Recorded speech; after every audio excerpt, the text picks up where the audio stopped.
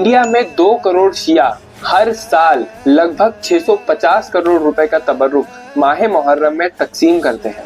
अगर आपने बेदारी नहीं दिखाई तो इसका एक बहुत बड़ा हिस्सा इसराइल को जा सकता है।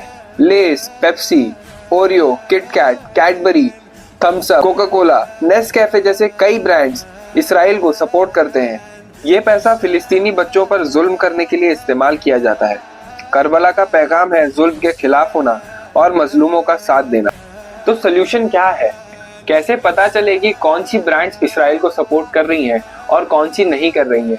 किसका तबर्रुक बांटना चाहिए और किसका नहीं बांटना चाहिए? आपको बस अपना फोन उठाना है, no thanks app Google Play Store के ऊपर सर्च करना है। सर्च करने के बाद आपको वो ऐप डाउनलोड कर लेना है और कोई भी तबर्रुक लेने से पहले आपको बस उस तबर्रुक को स्कैन करना है। अगर लाइट ग्रीन आती है तो आप वो तबर्रुक ले सकते हैं। अगर लाइट रेड आती है तो वो तबर्रुक मत लीजिए, क्योंकि वो इसराइल को सपोर्ट करता है।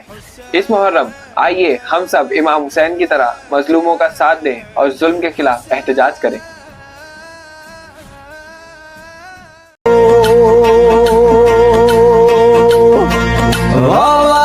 फकीरा तेरी तेरिया तू ही जाने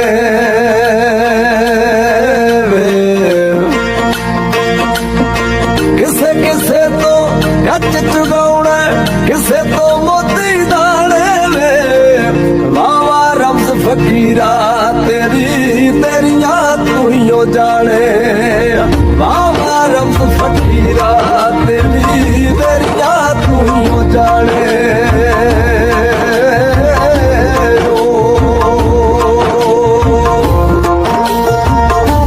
हाथी और चींटी की शादी हो गई। अगले दिन ही हाथी की मौत हो गई। चींटी बोली, वाह रे भगवान, एक दिन का प्यार दिया और सारी उम्र कब्र खोदने का काम दिया।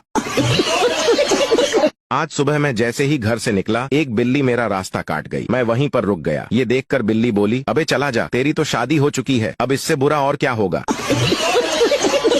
मुर्गी ने बत्तख से शादी कर ली। मुर्गा बोला, हम मर गए थे क्या? मुर्गी बोली, शादी तो मैं तुमसे ही करना चाहती थी, मगर माँ चाहती थी कि लड़का नेवी में हो। पता नहीं ये पढ़ाई लिखाई और शादी का आइडिया किसका था। आराम से जंगल में रहते, पत्थर से आग जलाते और झींगा लाला हू करके मर जाते। सिगरेट के पैकेट और दारू की बोतल पर कितने भी बड़े अक्षर में खतरा लिखा हो, लोग पिएंगे ही, क्योंकि भारत में सब खतरों के खिलाड़ी ही हैं। खरीदने को तो मैं हेलीकॉप्टर भी खरीद लूं, लेकिन फिर रिश्तेदार कहेंगे कि घर के ऊपर से चला गया और मिलकर भी नहीं गया। भी चेक करवा देता हूं आपको। ये चेक कर लें, आपके बॉक्स नंबर 8 की तरफ आ चुके हैं मैम। ये तमाम और लोगों के पार्सल है जो यहाँ से क्लियर करके उनके एड्रेस पे डिलीवर करवाए जाएंगे। ये बॉक्स नंबर 8 है, ये आईफोन 14 प्रो मैक्स है, ये एक अल्ट्रा वॉच है। ये 6000 कस्टम फीस है। जैसे आप लोग जमा कर देंगे इंशाल्लाह आप लोग का जो पार्सल है वो आपके एड्रेस पे डिलीवर करवा दी जाएगा। ठीक है, ये चेक कर लें, और लोगों के पार्सल भी पड़े हुए हैं। Thank you ma'am. सुब्हानल्लज़ी अस्रा बिअब्दिही लैलन मिनल मस्जिदिल हराम इलल मस्जिदिल अक़सा अल्लज़ी बारकना हौलहू लिनुरियहू मिन आयातिना इन्नहू हुवस समीउल बसीर। फरमाने मुस्तफ़ा सल्लल्लाहु अलैहि वआलैहि वसल्लम, जब अल्लाह ताला ने हजरत अय्यूब अलैहिस्सलाम को सेहत और तंदुरुस्ती अता फरमाई तो आप पर सोने की टिड्डियों की बारिश की। बस आप अलैहिस्सलाम उन्हें अपने हाथ से उठाते जाते और अपने कपड़े में डालते जाते तो उन्हें अल्लाह ताला की तरफ से कहा गया, ए अय्यूब, क्या तुम सैर नहीं हुए? तो आप अलैहिस्सलाम ने अर्ज किया, ए मेरे रब, तेरी रहमत से कौन सैर होता है कि इसे मजीद रहमत की जरूरत न रहे।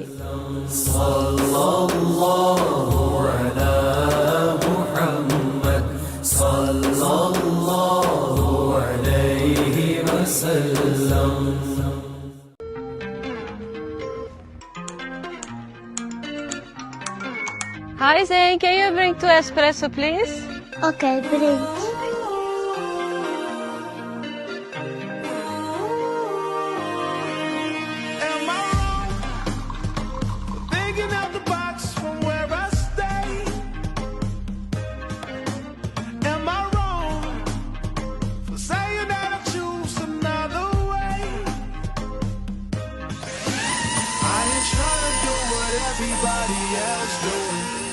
'cause everybody doing what they all do.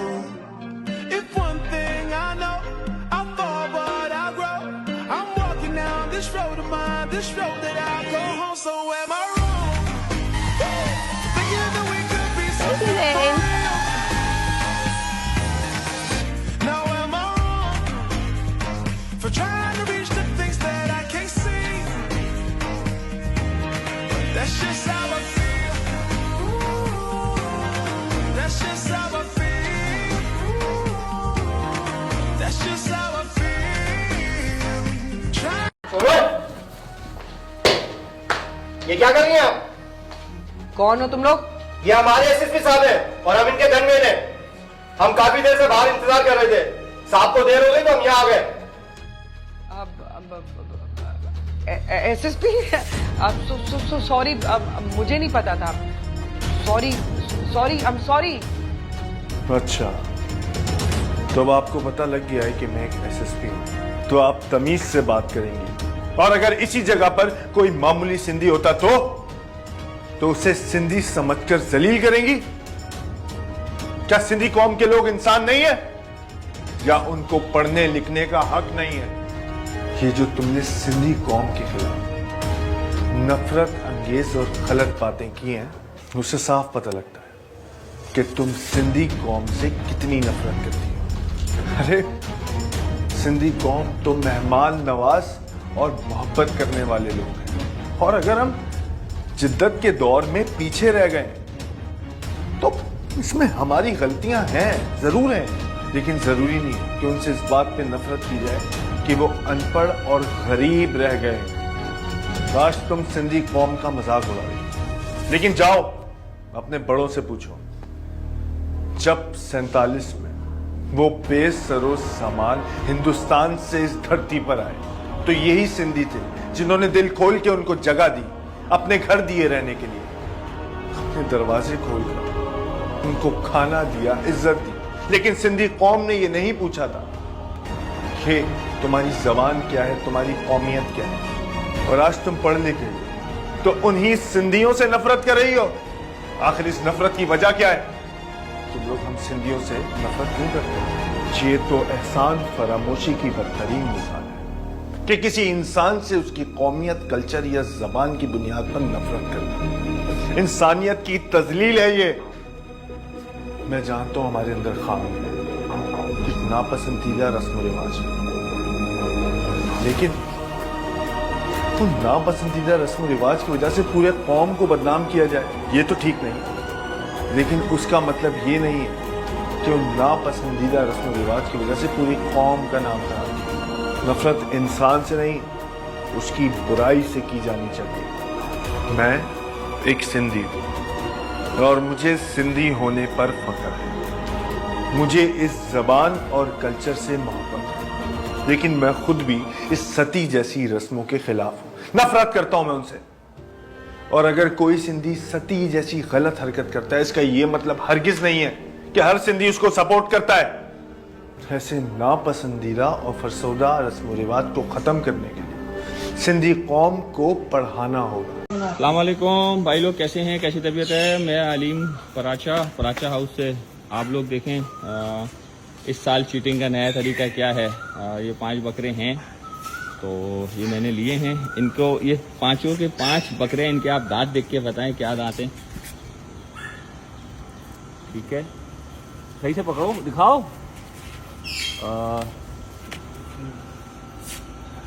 देख छोड़ रुक जा। ये देखें, कोई भी देखेगा कहेगा कि ये 2 दांत है, लेकिन ये 2 दांत नहीं है। इनके दांत निकाल हल्का सा एक। ये एल्फी, बस ठीक है छोड़ दे। ये एल्फी से चिपकाए हुए दांत हैं। इस टाइप की भी चीटिंग हो रही है, तो भाई एहतियात करें। दूसरा देखा कोई? ये देखें, इसका मैंने एक उतार दिया, एक लगा हुआ है इसका।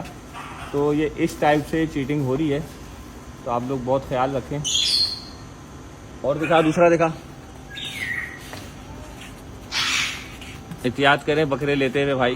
छोड़ दिख रहा है। ये देखें, ये एलपी से बाकायदा इनके ऊपर कैपिंग की गई हुई है। क्या पिनाया? सिलिकॉन पिना के कोई पकड़ ही नहीं पाए। तो भाई लोग बहुत एहतियात करें। इस वक्त चीटिंग बहुत उरूज पर है और बकरे भी अच्छे बड़े बकरे हैं, वो बिल्कुल वो नहीं है कि बिल्कुल खीरा लग रहा हो, साइज वाइज से भी सही बकरे हैं और ये खीरे हैं। ये पांच बकरे मेरे पास फिलहाल इस नेचर के आए हैं। खैर जिससे लिए हम तो उसको वापस करेंगे इंशाल्लाह, लेकिन ये चीटिंग हो रही है, मैंने कहा आप लोगों को बताऊं कि इस फ्रॉड से बचें।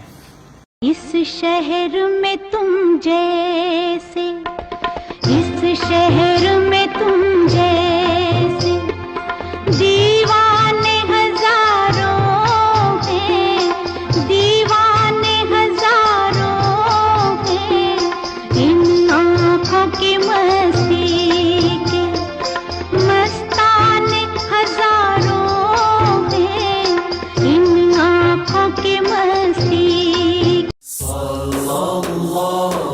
फरमान मुस्तफ़ा सल्लल्लाहु अलैहि वसल्लम, क़यामत के रोज़ मुहाजिरीन, सहाबा कराम और सहाबियात कराम रिज़वानुल्लाह अलैहिम अजमईन सोने के मिंबरों पर जलवा फरोज़ होंगे।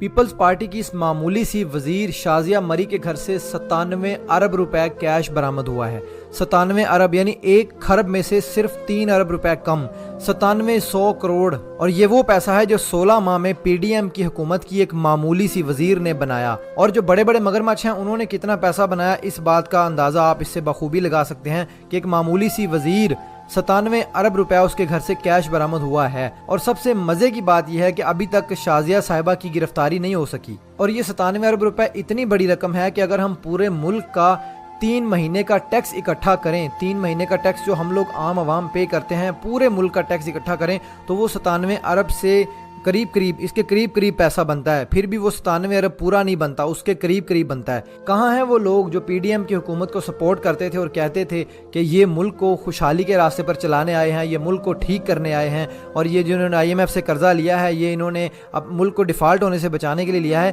कहाँ हैं वो लोग, ज़रा उनको कमेंट में मेंशन करें। गरीब आवाम बिजली के बिल ना जमा करवाने की वजह से खुदकुशियाँ कर रही है, गरीब आवाम रोटी के पीछे खुदकुशियाँ कर रही है, और इन बेगैरतों के घर से 97 अरब रुपए बरामद हो रहे हैं, वो भी कैश। ये एक बहुत बड़ा सवालिया निशान है हमारे सिस्टम के ऊपर। और कितना मजा आएगा ना जब क़यामत वाले दिन अल्लाह की अदालत लगेगी और ये सारे के सारे गरीबों को जवाब देंगे।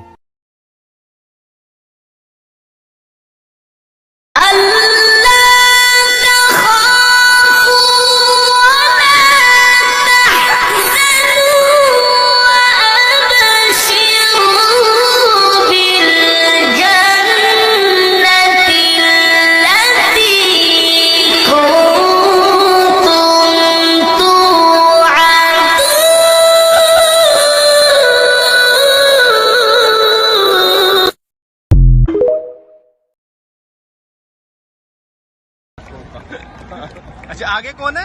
ये उसका प्यो। किसका? पीछे वाले का, चोर का, नवाज शरीफ का। आपसे मुनीर ये लो, ले लेना।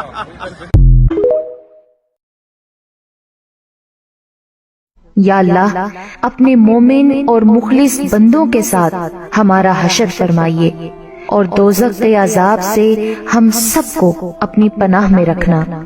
ए पाक परवरदिगार, हमको आमाले सालिहा की तौफीक अता फरमा और अपनी रहमत से हमसे वो काम ले जिससे तू राजी हो, और उन सब कामों से बचा ले जिनसे तू नाराज हो।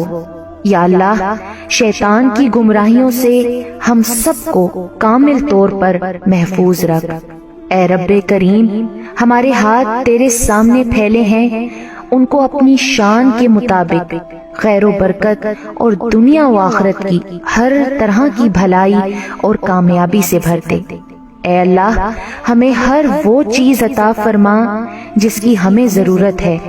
अल्लाह पाक हमें अपने सिवा किसी का मोहताज न फरमाना।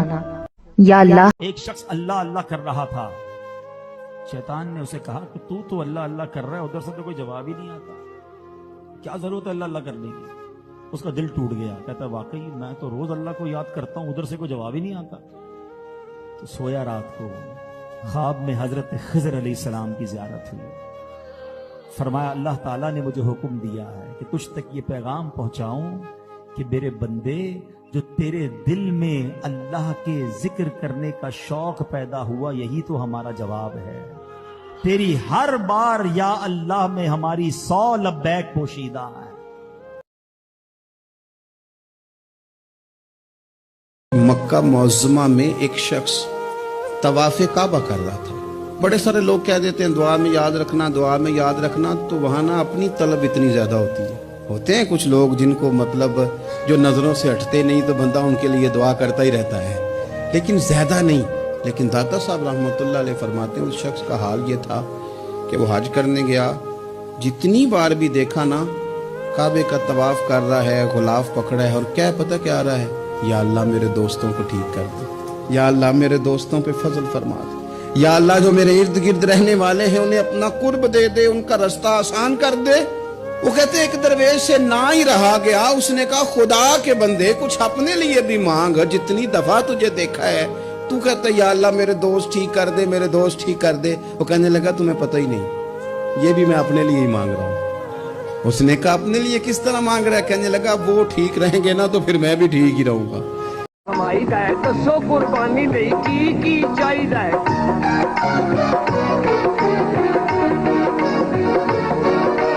बकरा के बकरी के भेडुआ नु बड़ा जी, हुक्म करो किधरों दीवाड़े विच बड़ा जी।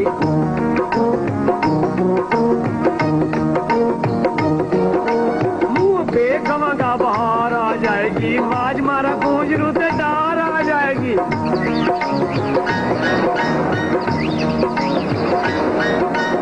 इधर आओ मलक साहब पुरानी बल्लिए, झुक के सलाम कर छेती नाल चलिए। जची होएगी उंज तुस बड़ी बड़ी बकरी, इदां दी नहीं होनी पर हल दिख टकरी।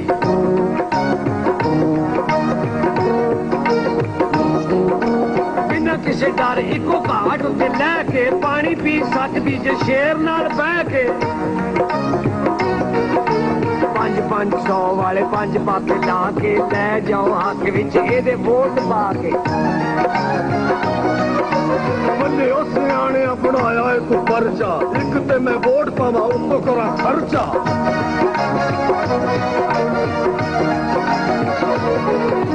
नहीं ते फिर मुल पाओ लम्बे सिंगा वाली दा, इस नूं मैं जानना वा सन 48 दा।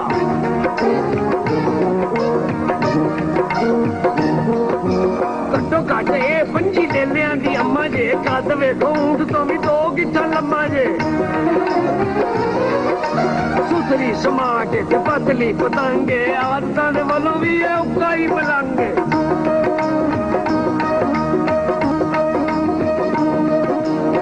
वो मलंग नूं मटोर ते नूं छापड़ा, मैं इनूं फाड़ के मजार ते नहीं सामड़ा।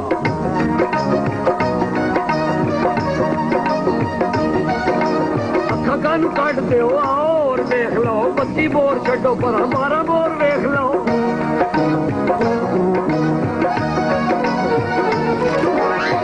देखो दाना एक ए वन माल चो, मलक वाल बोलता जे ए माल माल चो। 1.5 मन पक्का एदा गोश्त भावे तोल लो, एदे नाल भावे अंग्रेजी विच बोल लो। Hello how are you? अच्छा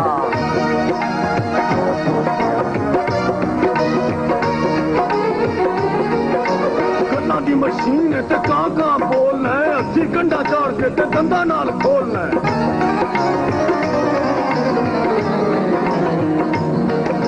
सीधी सादी गल कर, एदा की कहना है? टूल टैक्स सने मैनू किन्ने विच पैना है?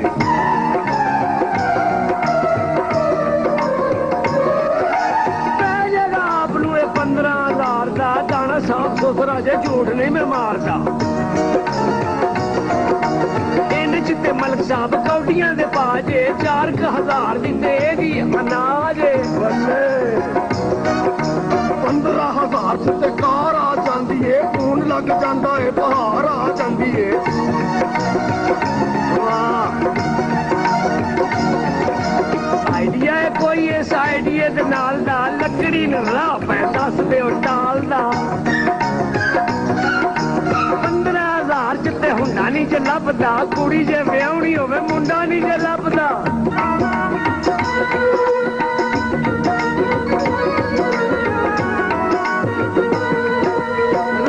पासों देख के ते भुख ले जाएगी, रुसी हुई बुढ़ी आके कोल बह जाएगी।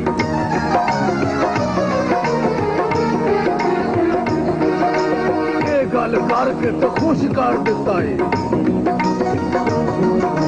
ये गल करके तो खुश कर देता है, लगता है मेरे उत्ते कुछ कर देता है।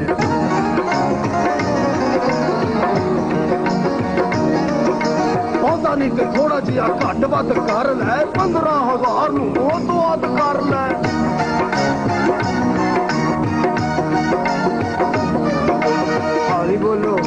हाली बोलो मलक साहब, झट ना गुजारेगा, सुन लिया बकरे ते ढुड कट मारेगा।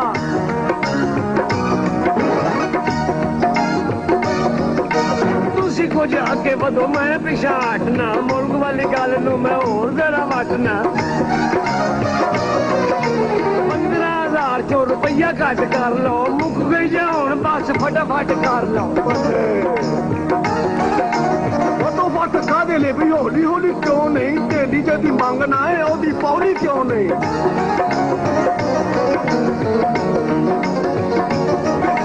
बिल्कुल ठीक है, बिल्कुल ठीक है जी, सच पे आखदे, हीरियां दी पोटली नूं कच पे आखदे।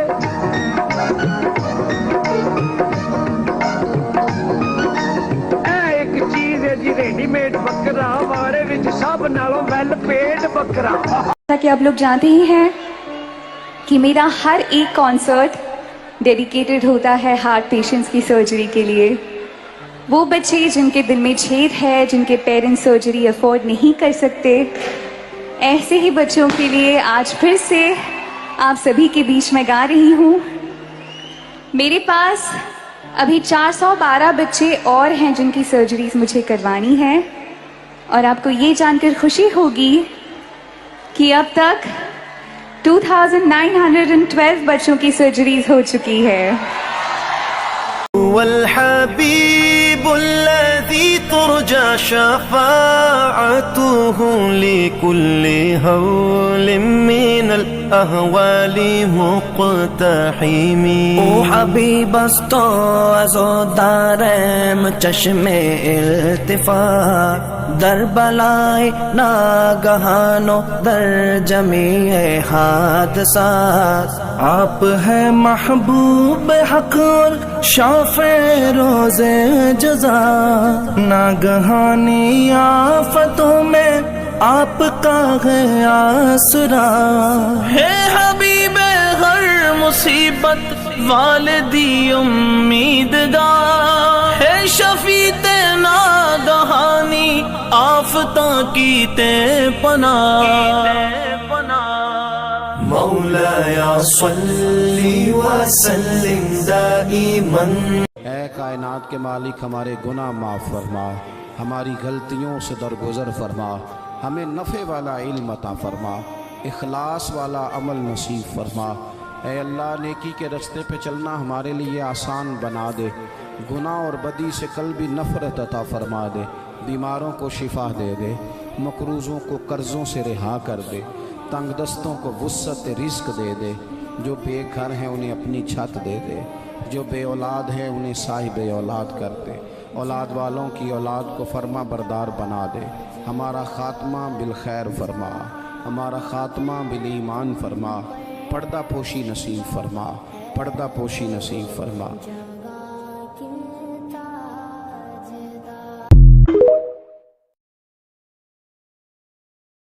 पाकिस्तान दुनिया का अमीर तरीन मुल्क है। यहाँ गवर्नमेंट हॉस्पिटल्स में डॉक्टर्स के लिए असिस्टेंट रखा होता है, फिर उस असिस्टेंट के लिए एक असिस्टेंट रखा होता है। यहाँ गवर्नमेंट टीचर्स के पास ट्यूशन न पढ़ो तो आपका क्लास में रहना अजाब हो जाता है। यहाँ 2 गरीब मिलकर 5, 7 या गरीब पैदा करते हैं। पाकिस्तान में जब कोई अमीर बनता है तो अपना अकाउंट स्विट्जरलैंड में रखता है, इलाज यूरोप से करवाता है, इबादत के लिए सऊदिया चला जाता है, शॉपिंग दुबई से करता है, और औलाद यूरोप में पढ़ाता है, और घूमने के लिए कनाडा चला जाता है, और जब मरने वाला होता है तो अपना मुल्क याद आ जाता है।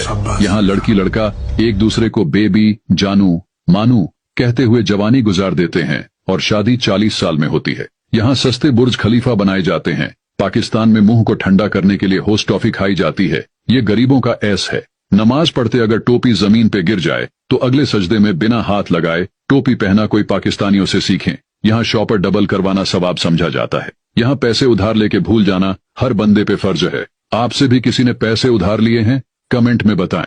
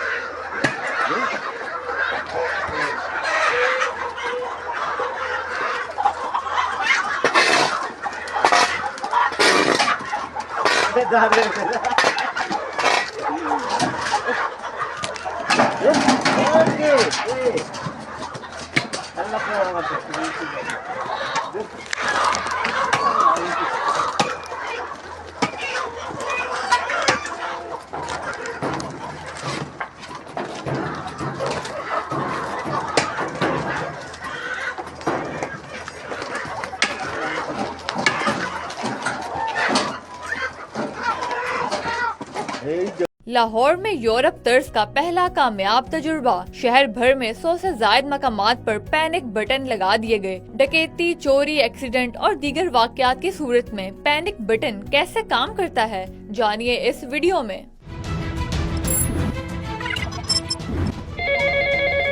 अस्सलाम वालेकुम 15 आप यहाँ पे भेज दें किसी को जल्दी। मैडम क्या नाम है आपका? जी मेरा नाम है। ठीक है मैडम, आप परेशान ना हो, अभी थोड़ी देर में पुलिस से मैं आपका राब्ता करवा रही हूँ। हम आपको सेफ सिटी के कैमरों की मदद से देख रहे हैं।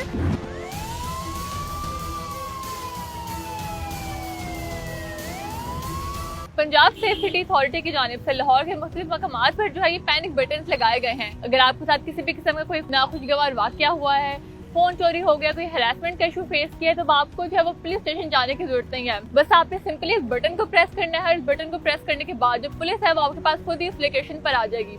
मजीद आपको अब हम ये जो पैनिक बटन है इसे प्रेस करके दिखाते हैं कि आपने जो है वो किस तरीके से सिचुएशन को फिर कैटर करना है।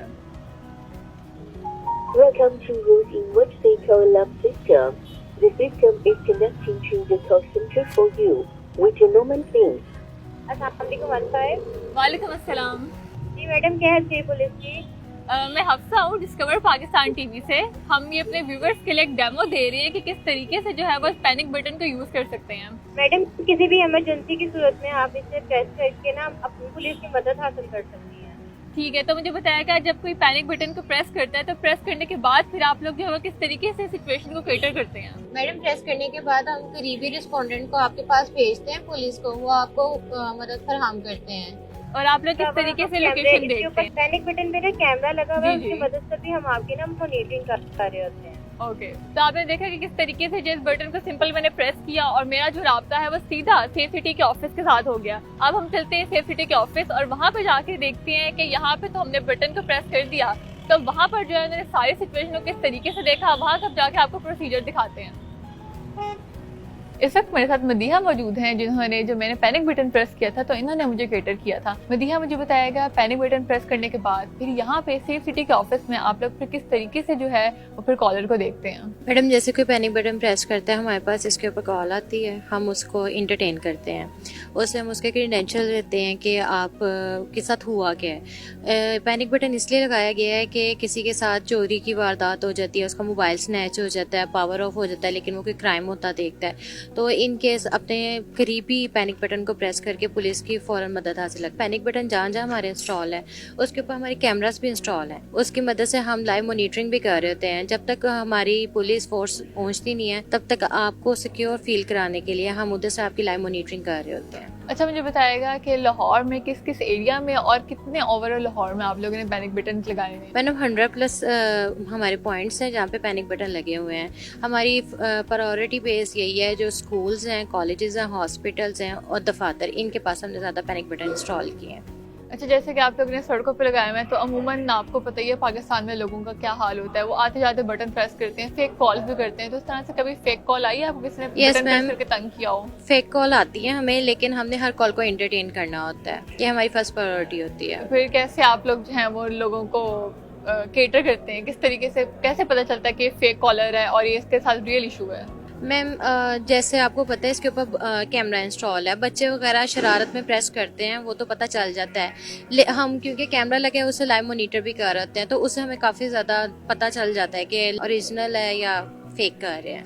अच्छा, मुझे बताएगा कि अभी लोगों को आपने अवेयरनेस देने के लिए कोई कैंपेन्स वगैरह स्टार्ट किए इस हवाले से कि लोगों को पता चले, क्योंकि आई गेस मेरा नहीं ख्याल कभी लोगों को लाहौर में पता किस तरह के पैनिक बटन्स लगे हुए हैं। कि हमने कैंपेन्स किए हैं काफ़ी, हमारे सेफ्टी के पेज के ऊपर भी हैं, आप पीएम पोर्टल पे जाएं उधर भी इसका है। इसके साथ साथ हमने फ्री वाईफाई का भी इनॉग्रेट किया है, मैडम मरियम ने किया था, तो इसकी हमने कैंपेन चलाई हुई है। आहिस्ता आहिस्ता आपको पता है अवेयरनेस आना शुरू। सीरिया के बिल्कुल साथ इस छोटे से कंट्री में इंसानी तारीख का सबसे बड़ा फ्रॉड किया गया है। लेबनान, जिसे मिडिल ईस्ट का स्विट्जरलैंड भी कहा जाता था, आज मुकम्मल बर्बाद हो चुका है। आज लेबनान की 80% पॉपुलेशन पॉवर्टी लाइन से नीचे है। हर 10 में से 8 लेबनानी बेरोजगार हैं। इन्फ्लेशन रेट 171% तक पहुंच चुका है। सिर्फ एक साल पहले जहां $1 के 1500 लेबनानी पाउंड मिलते थे, आज $1 में 15,000 लेबनानी पाउंड मिल रहे हैं। पिछले 150 सालों में किसी कंट्री में ऐसा क्राइसिस नहीं आया जैसे लेबनान में आया है।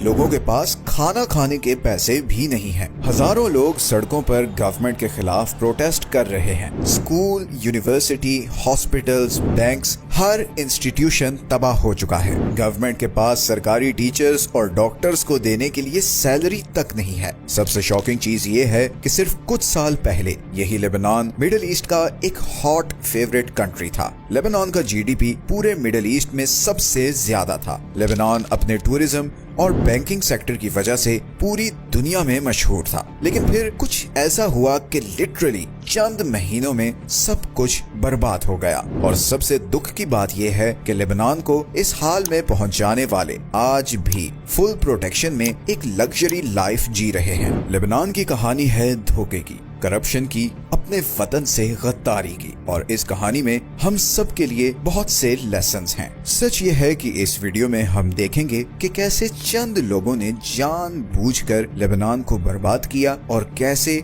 यही स्टोरी अब हमारी कंट्री में भी दोहराई जा रही है।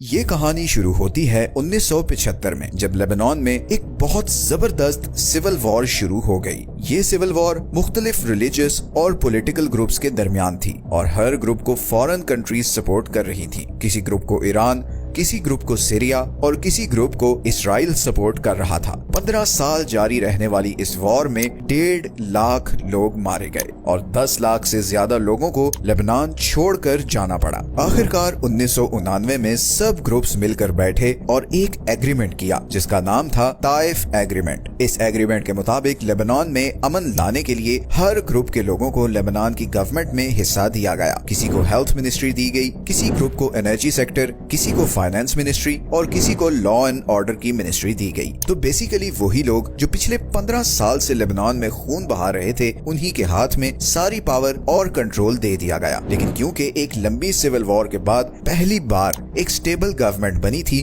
तो सबको इस गवर्नमेंट से बहुत उम्मीदें थी। इतनी लंबी सिविल वॉर के बाद लेबनान इकोनॉमिकली और इंफ्रास्ट्रक्चर वाइज बिल्कुल तबाह हो चुका था और उसे रीबिल्ड करने के लिए बहुत पैसा चाहिए था। इसी प्रॉब्लम का हल निकालने के लिए ये सारे ग्रुप्स एक बार फिर सर जोड़कर बैठे और उन्होंने एक प्लान बनाया और इस प्लान का मास्टरमाइंड था रियाद सलामे, इस कहानी का मेन कैरेक्टर। यही वो आदमी है जो हमारी ह्यूमन हिस्ट्री का सबसे बड़ा फाइनेंशियल फ्रॉड करने वाला था। रियाद एक इन्वेस्टमेंट बैंकर था जो अमेरिका की एक बहुत बड़ी इन्वेस्टमेंट फर्म मैरिल लिंच में एज अ वाइस प्रेसिडेंट काम कर रहा था। 1993 में लेबनान के प्राइम मिनिस्टर ने रियाद को लेबनान के सेंट्रल बैंक का गवर्नर अपॉइंट कर दिया था और यहीं से शुरू हुई लेबनान की खुशहाली और फिर बर्बादी की कहानी। रियाद को लाने का सिर्फ एक मकसद था कि वो लेबनानी गवर्नमेंट के लिए ढेर सारा पैसा अरेंज करे और उसका एक ही तरीका था और वो था फॉरेन लोन्स। अब रियाद क्योंकि बैंकर था तो उसे IMF, वर्ल्ड बैंक और इस जैसे दूसरे फाइनेंशियल इंस्टीट्यूशन से लोन्स लेने का बहुत एक्सपीरियंस था। वो जानता था कि इन इंस्टीट्यूशन से लोन लेने के लिए आपको अपने कंट्री की फाइनेंशियल सिचुएशन को बड़ा स्टेबल दिखाना होता है, और ये इमेज क्रिएट करने के दो सबसे बेस्ट तरीके हैं। एक है आर्टिफिशियल करेंसी वैल्यूएशन और दूसरा है high return on investment. Riyadh ने सबसे पहले लेबनानी पाउंड का रेट $1 के बदले 1500 लेबनानी पाउंड पर फिक्स कर दिया। मतलब जो मर्जी हो जाए, लेबनीज गवर्नमेंट $1 के बदले आपको 1500 लेबनानी पाउंड ही देगी। एक स्टेबल करेंसी बड़ी अट्रैक्टिव चीज होती है, बिकॉज उसका मतलब होता है कि ये कंट्री बड़ा स्टेबल है, कुछ भी हो जाए यहाँ पड़े हुए पैसे की वैल्यू डाउन नहीं होगी। इसी चीज ने IMF और दूसरे इंस्टीट्यूशंस को कन्विंस किया और उन्होंने मिलियंस ऑफ डॉलर्स के लोन और एड लेबनान को देने शुरू कर दी। यहीं पर रियाद ने एक और मास्टर स्ट्रोक ये खेला कि डिपॉजिटर्स को 8% इंटरेस्ट रेट देना शुरू कर दिया। मतलब आप लेबनान के किसी भी बैंक में अकाउंट खुलवाएं और वहां पैसा रखें तो आपको उस पर गारंटीड 8% रिटर्न मिलेगा। स्टेबल करेंसी और गारंटीड इंटरेस्ट रेट। अब पूरी दुनिया से लेबनान में पैसा आने लगा। सब लोगों ने अपने पैसे लेबनानी बैंक्स में रखवाने शुरू कर दिए। दूसरे कंट्रीज में बैठे हुए लेबनानियों ने भी अपने कंट्री में अकाउंट खुलवाकर डॉलर्स और यूरोस लेबनान भेजना शुरू कर दिए। लेबनान में पैसा पानी की तरह आ रहा था। टूरिज्म बढ़ाने के लिए सरकार ने ये पैसा इंफ्रास्ट्रक्चर बिल्ड करने पर खर्च करना शुरू कर दिया। लेबनान का कैपिटल बेरूत अपनी नाइट लाइफ के लिए पूरे मिडिल ईस्ट में मशहूर हो गया। पूरी दुनिया से हर साल लाखों टूरिस्ट लेबनान आने लगे। चंद हजार कमाने वाले बैंकर्स अब करोड़ों में खेल रहे थे। लेबनान के लिए सब कुछ बेहतरीन चल रहा था। लेकिन फिर 2011 में अरब स्प्रिंग शुरू हो गई, जिसने पूरे मिडिल ईस्ट को हिला कर रख दिया। अब लेबनान को मिलने वाली एड इस स्प्रिंग से मुतासिर होने वाले कंट्रीज को जाने लगी। लेबनान को मिलने वाली एड का शेयर अब सीरिया, अल्जीरिया, यमन और लीबिया को जाने लगा। सिर्फ यही नहीं, बल्कि इसी अरब स्प्रिंग के साथ सीरिया में एक जबरदस्त सिविल वॉर भी शुरू हो गई और 15 लाख सीरियंस रेफ्यूजीज बनकर लेबनान में आ गए। लेबनान की इकोनॉमी पर एक बहुत बड़ा बोझ आ गया था। रियाद सलामेह की बनाई हुई फाइनेंशियल स्कीम अंडर थ्रेट थी, क्योंकि अब फॉरेन इन्वेस्टर्स लेबनान में पैसा भेजते हुए डर रहे थे। और इसका तोड़ करने के लिए रियाद ने जो किया वो पूरी बैंकिंग हिस्ट्री में कभी नहीं हुआ था। रियाद ने एक पॉलिसी अनाउंस की कि गवर्नमेंट ट्रेजरीज खरीदने वाले लोकल बैंक्स को 40% और उन बैंक्स में पैसा रखने वाले लोगों को 15% रिटर्न मिलेगा। गवर्नमेंट ट्रेजरीज को ऐसे समझें जैसे आपने गवर्नमेंट को लोन दिया है और उस लोन पर गवर्नमेंट आपको साल का 15% रिटर्न देगी। This was unbelievable. इतना इंटरेस्ट रेट पूरी दुनिया में कहीं नहीं होता। दुनिया की नंबर 1 इकोनॉमी अमेरिका में भी गवर्नमेंट ट्रेजरीज खरीदने पर सेंट्रल बैंक आपको सिर्फ 5% रिटर्न देता है। इतना प्रॉफिट दुनिया के किसी बिजनेस में नहीं होता। इसका नतीजा ये हुआ कि लेबनान में लोगों ने इवन अपने घर बेचकर पैसे बैंक्स में रखना शुरू कर दिए। लोग अपने पैसे लोकल बैंक्स में रखवा रहे थे और वो लोकल बैंक्स उन्हीं पैसों से लेबनान के सेंट्रल बैंक से ट्रेजरीज खरीद रहे थे और बदले में उन्हें 40% रिटर्न मिल रहा था, जिसमें से 15% वो डिपॉजिटर्स को दे रहे थे। एक बार फिर पूरी दुनिया और खास तौर पर गल्फ कंट्रीज से पैसा लेबनान आने लगा। सबको ऐसा लग रहा था कि लेबनान ने पैसा बनाने का कोई सीक्रेट कोड डिस्कवर कर लिया है। डिपॉजिटर्स को लग रहा था कि बैंक में पड़ा हुआ उनका पैसा डबल हो रहा है, लेकिन असल हकीकत कुछ और थी। सबको ये तो पता था कि ये पैसा डिपॉजिटर्स से लोकल बैंक्स और लोकल बैंक से सेंट्रल बैंक जा रहा है, मगर किसी को ये नहीं पता था कि सेंट्रल बैंक से आगे ये पैसे सिर्फ चंद लोगों के पास जा रहे हैं। ये वही चंद लोग थे जो लेबनान की गवर्नमेंट में थे और इन लोगों में सबसे ज्यादा पैसा जा रहा था सेंट्रल बैंक के गवर्नर, इस स्कीम के मालिक रियाद की जेब में। ये स्कीम कुछ साल तो बहुत जबरदस्त चलती रही, मगर हर स्कैम की तरह इस फ्रॉड को भी एक ना एक दिन तो एक्सपोज होना था। और इस स्कैम के एक्सपोज होने का टाइम आया 2019 में, जब पहली बार लोगों को कुछ गड़बड़ महसूस होने लगी। अभी तक तो ज्यादातर लोग अपने अकाउंट से पैसा नहीं निकलवा रहे थे, बिकॉज हर किसी को 15% रिटर्न चाहिए था। तो अकाउंट स्टेटमेंट में तो बड़े बड़े अकाउंट बैलेंस आते थे, मगर जब भी कोई अपने बैंक से पैसे निकलवाने जाता तो बैंक वाले उसे इधर उधर घुमा देते कभी उनको लालच दिया जाता कि अभी पैसा ना निकलवाएं, इंटरेस्ट रेट और बढ़ने वाला है। कभी उनसे बहुत क्वेश्चंस पूछे जाते और फिर कहा जाता कि आप नेक्स्ट वीक अपना पैसा निकलवा लें। तो आहिस्ता आहिस्ता लोगों को कुछ फिशी लगने लगा। लोगों ने अपने एक्सपीरियंसेस सोशल मीडिया पर शेयर करना शुरू किए और एकदम मार्केट में पैनिक फैल गई। लोग अपना पैसा निकलवाने के लिए बैंक्स की तरफ दौड़ पड़े। बैंक्स के बाहर लंबी लंबी लाइंस लग गईं, मगर कोई भी अपना कैश अपने ही बैंक अकाउंट से नहीं निकलवा पा रहा था। बैंक्स किसी को भी उसके बैंक बैलेंस का 30% से ज्यादा विड्रॉ नहीं करने दे रहे थे। लोगों में फ्रस्ट्रेशन और गुस्सा बढ़ने लगा। अब लोगों को अंदाजा होना शुरू हो चुका था कि उनके साथ बहुत बड़ा फ्रॉड हो चुका है। गवर्नमेंट के भी अब हाथ पैर फूल चुके थे। इसी परेशानी में गवर्नमेंट ने अक्टूबर 2019 में लेबनान में सबसे ज्यादा यूज की जाने वाली सोशल मीडिया ऐप व्हाट्सएप पर टैक्स लगा दिया और इसके बाद तो जैसे लोगों की पेशेंस की आखिरी लाइन क्रॉस हो गई। हर तरफ प्रोटेस्ट शुरू हो गए। लोगों के पास बैंक अकाउंट्स में करोड़ों पड़े थे, मगर उनकी जेब में फूटी कोड़ी तक नहीं थी। लोग बैंक्स के दरवाजे तोड़कर अंदर घुस गए, मगर वहाँ तो पैसा था ही नहीं। वो तो बहुत पहले ही ये सारा फ्रॉड करने वाले लेबनान से बाहर ले जा चुके थे। सिर्फ एक महीने में लेबनान की इकोनॉमी टोटल कोलैप्स कर गई। लेबनीज करेंसी 6000% गिर गई। जहाँ $1 के 1500 लेबनीज पाउंड मिलते थे, अब वहाँ $1 के 1 लाख लेबनीज पाउंड मिल रहे थे। सब फॉरेन इन्वेस्टर्स चंद हफ्तों में लेबनान से भाग गए और हाल ये हो गया कि लेबनान की सरकार के पास किसी भी गवर्नमेंट सर्वेंट को सैलरी देने के लिए भी कोई पैसा नहीं था। करेंसी डिवैल्यू होने की वजह से सब चीजों की प्राइसेस 1000% तक बढ़ गए। लोग अपनी पर्सनल चीजें लेकर सड़कों पर फिर रहे थे कि कोई उन्हें खरीदे तो वो उस पैसे से खाना लें, अपने बच्चों की स्कूल की फीस भरें, बिजली के बिल्स दें, मगर किसी के पास पैसा था ही नहीं। ये एक बहुत बड़ी ट्रेजेडी थी। आप इससे अंदाजा लगाएं कि क्राइसिस आने से पहले जो बंदा 900 पाउंड्स कमा रहा था, अब उसी 900 की वैल्यू सिर्फ 50 लेबनानी पाउंड्स के बराबर थी। वही लेबनान जो मिडिल ईस्ट का स्विट्जरलैंड था, आज मिडिल ईस्ट की सबसे बड़ी फाइनेंशियल ट्रेजेडी बन चुका है। आज हालात ये हैं कि लेबनान में 30% लोग 2 वक्त का खाना नहीं अफोर्ड कर सकते। टीचर्स, पुलिस वाले, पोस्टमैन, गर्ज ये कि हर सरकारी डिपार्टमेंट के लोग स्ट्राइक पर हैं और इस बेरोजगारी और गरीबी की वजह से लोगों में फ्रस्ट्रेशन बढ़ी है, जिसके नतीजे में क्राइम रेट डबल हो गया है। लोग इसी डेस्परेशन में अब अपनी जान खतरे में डालकर इल्लीगल तरीके से तुर्की और साइप्रस के थ्रू यूरोप जाने की कोशिश कर रहे हैं। लेकिन इस सारी ट्रेजेडी के जिम्मेदार कहाँ हैं? वो मिलियंस ऑफ डॉलर्स के साथ आज भी ऐश की जिंदगी गुजार रहे हैं। ये सारा फ्रॉड करने वालों में से कोई एक भी नहीं पकड़ा गया और इस सारी स्कीम का मास्टरमाइंड रियाद सलामे आज भी फुल प्रोटोकॉल और गार्ड्स के साथ लेबनान में ही रह रहा है।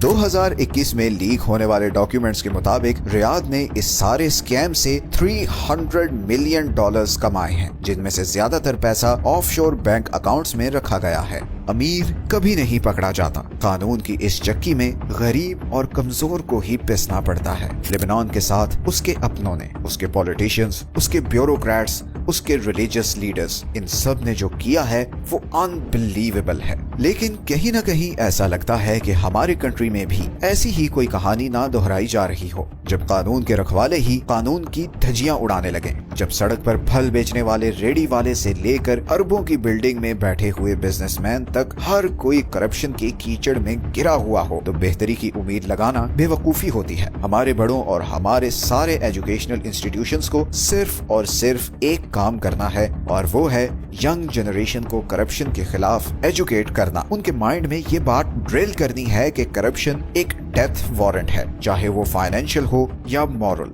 कोई भी करप्ट इंसान या कंट्री ज्यादा देर तक सरवाइव नहीं कर सकता। ये हैं वो सारे सोर्सेज जहां से हमने इस वीडियो के लिए कंसल्ट किया है। वीडियो अच्छी लगी है तो चैनल को सब्सक्राइब जरूर करें, बिकॉज आपके लिए तो शायद ये छोटी सी चीज हो, मगर हमें इससे बहुत मोटिवेशन मिलती है। मिलते हैं नेक्स्ट वीडियो में एक और इंटरेस्टिंग टॉपिक के साथ। अपना ख्याल रखें। अल्लाह हाफिज। देखो, जब एक बिल्ली की गर्दन के पीछे इस क्लिप को लगाया जाता है तो वो ऐसे सुन पड़ जाती है जैसे किसी ने पोस्ट कर दिया हो। लेकिन क्यों? एक क्लिप के लगने से बिल्लियां ऐसा बिहेव क्यों करती हैं? दरअसल इस टेक्निक को कैट क्लिपनोसिस या पीबी कहते हैं, जिसमें बिल्ली की गर्दन के पीछे की खाल को थोड़ा सा खींचकर उस पर क्लिप को लगा दिया जाता है, जिससे वो बिल्कुल सुन पड़ जाती हैं। क्योंकि मदर कैट इन्हें बचपन में इसी तरह उठाती हैं तो ये वही फील करती हैं और क्लिप के हटने पर ये दोबारा नॉर्मल भी हो जाती है।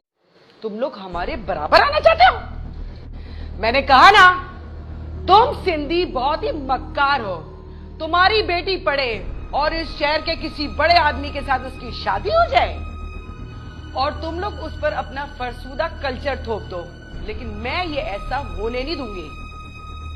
अभी मजा चकाती हूँ। कामरान, ये सिंधी ना बहुत बड़े बड़े ख्वाब देख रहा है, इसको इसकी औकात तो दिखाओ। चल निकल। आगा। और ये है तुम्हारा दिल के झरोखे में तुझको बिठा कर, यादों को तेरी मैं दुल्हन बना कर रखूंगा मैं दिल के पास, मत हो मेरी जाओ दास। दिल के झरोखे में तुझको बिठा कर, यादों को तेरी मैं दुल्हन बना कर रखूंगा मैं दिल के पास, मत हो मेरी जाओ दास।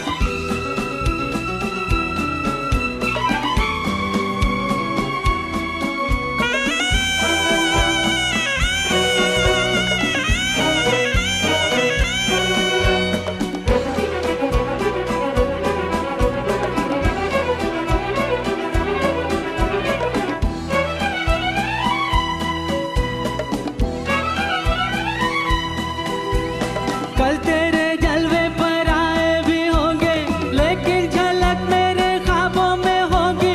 फूलों की डोली में होगी तू रुखसत, लेकिन महक मेरे सांसों में होगी। कल तेरे जलवे पर आए भी होंगे, लेकिन झलक मेरे ख्वाबों में होगी। फूलों की डोली में होगी तू रुखसत, लेकिन महक मेरे सांसों में होगी। दिल के झरोखे में तुझको बिठा कर, यादों को तेरी मैं दुल्हन बना कर रखूंगा मैं दिल के पास, मत हो मेरी जाओ दास।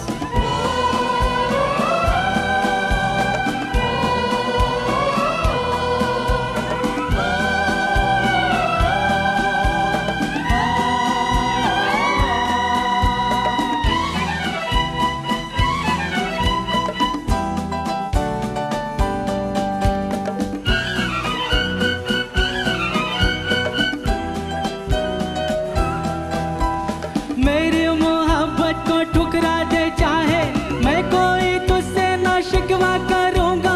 आंखों में रहती है तस्वीर तेरी, सारी उम्र तेरी पूजा करूंगा। मेरी मोहब्बत को ठुकरा दे चाहे, मैं कोई तुझसे ना शिकवा करूंगा। आंखों में रहती है तस्वीर तेरी, सारी उम्र तेरी पूजा करूंगा। दिल के झरोखे में तुझको बिठा कर, यादों को तेरी मैं दुल्हन बना कर रखूंगा मैं दिल के पास, मत हो मेरी जाओ दास। दिल के झरोखे में तुझको बिठा कर, यादों को तेरी मैं दुल्हन बना कर रखूंगा मैं दिल के पास, मत हो मेरी जाओ दास।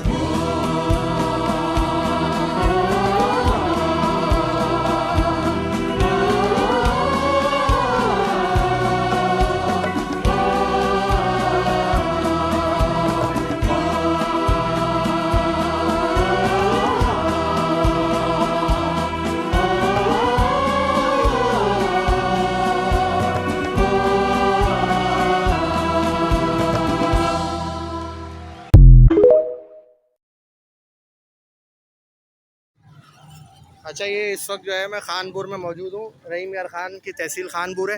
अब आप ये देखें, ये बकरे रखे हुए नीचे, और ये ताज़े बकरे सामने आंखों के कटे और उसका गोश्त बिक रहा है। सही है, ये देखें, ये पंजाब की बात मैं आपको बता रहा हूँ। आप ये देखें कि ये गोश्त लटका हुआ है बकरे का, और ये देखें रेट क्या लिखा हुआ है, 1000 रुपये किलो, और बछड़े का जो है 500 रुपये किलो पाटे का। अच्छा, ये भाई इससे पूछते हैं, भाई ये बकरे का गोश्त आप क्या हिसाब बेच रहे हो? 1000 रुपये किलो। ये भाई की दुकान है, ये 1000 रुपये किलो बेच रहे हैं। सिर्फ बताना ये था आप लोगों के कि इस वक्त जो कराची में हो रहा है वो सब मनमानी है। डीसी साहब और एसी साहब किसी भी किस्म के इसके ऊपर जो है एक्शन नहीं ले रहे। और ये देखें ये बछड़े का भी गोश्त है। ये भाई क्या हिसाब बेच रहे हो? 500 रुपये किलो कट्टे का गोश्त बिक रहा है ये। और ये सूरत हाल है इस वक्त पूरे शहर की। मुर्गी सामने 350 रुपये किलो के हिसाब से गोश्त बिक रहा है। तो भाई सिर्फ जो है अगर इस तरीके से कराची के अंदर भी जो है और वो किया जाए मतलब एक रेट, ऐसी मौत अल्लाह किसी को ना दे कि इंसान को पहले पता चल जाए कि उसकी मौत अनकरीब है, वो चंद दिनों का मेहमान है और ये दुनिया छोड़ देगा, अपने वालदैन बहन भाई सब कुछ छोड़ के चला जाएगा। इस बच्चे को डॉक्टरों ने कहा है कि आप चंद दिनों के मेहमान हो। इस बच्चे के दिल में सुराख है, 12 साल इसकी उम्र है। फर्स्ट क्लास से लेकर 6 क्लास तक इस बच्चे ने पहली पोजीशन हासिल की है। जब से इसको डॉक्टरों ने कहा है कि आप चंद दिनों के मेहमान हो, तो सोचो इसके दिल पे क्या गुजरती होगी। जब इंसान को पता चल जाए कि वो चंद दिनों का मेहमान है तो उसका एक एक मिनट कैसे गुजरता होगा। इसका बड़ा भाई भी इसी बीमारी से इस दुनिया से चला गया। इसके वालिद साहब जितना हो सकता है वो कर रहे हैं। उनका सैलून है, बार्बर का वो काम करते हैं, इतने अखराजात वो उठा नहीं सकते। इस बच्चे की हिम्मत है, अब भी ये मुस्कुरा रहा है, आप देख सकते हैं रो भी रहा है, हर मिनट मौत से लड़ रहा है। अब तमाम भाइयों से रिक्वेस्ट है, जो हेल्प कर सकते हैं वो हेल्प करें, जो इसके लिए दुआ कर सकते हैं प्लीज़ दुआ करें। अल्लाह पाक इसको लंबी ज़िंदगी दे, इसके वालदैन को सब्र दे। खुदा के लिए इस बच्चे के लिए दुआ करें और जितना हो सकता है जो भाई हेल्प कर सकते हैं, जो इस काबिल हैं, जिनके पास इतना पैसा है, वो इस बच्चे का इलाज करवाएं। मेरी ये वीडियो सदका जारिया समझ के प्लीज़ लाइक और शेयर लाजमी कीजिएगा ताकि हर इंसान तक पहुँच सके। जज़ाकल्लाह।